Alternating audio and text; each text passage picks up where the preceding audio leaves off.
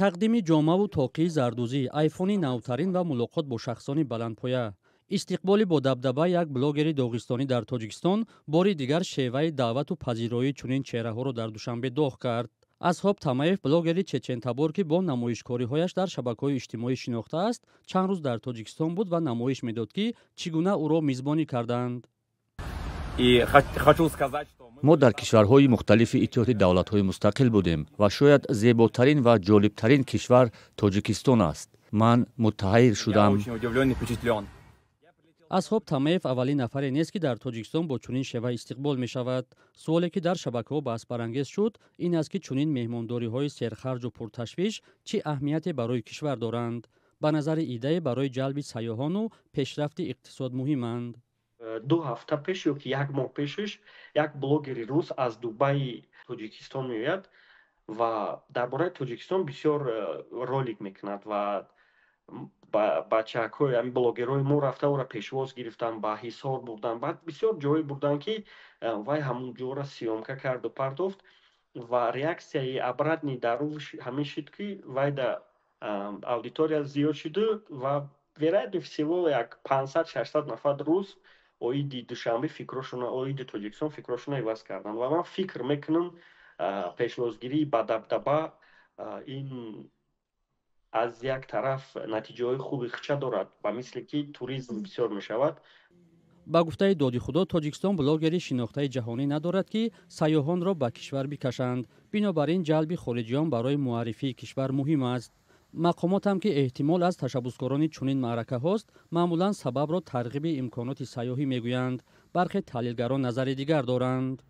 аз ҷиҳати иқтисодиш наметарсам, ман аз ҷиҳати маънавиш метарсам, ки вақте бе ин ҳам кӯдакони мо имрӯз рӯй ба шабакаҳои иҷтимоӣ оварданд ва ҳамин блогерҳои бештар бемаънӣ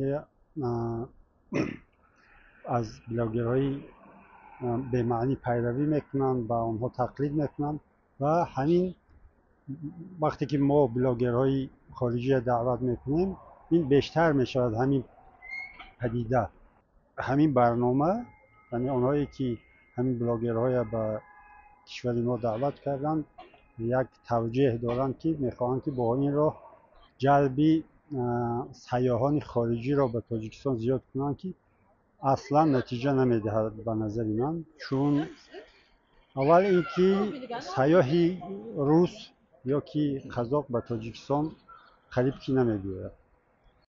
таваҷҷӯҳи беш аз ҳадди Душанбе ба чеҳраҳои маъруфи шабакаҳои иҷтимоӣ аз хориҷ дар ҳолест, ки бархе аз блогерону хабарнигорони тоҷик дар зиндонанд ва гурӯҳи дигари ҷавонони фаъол, олимону ҳунармандон дар хориҷ аз кишвар кору зиндагӣ доранд.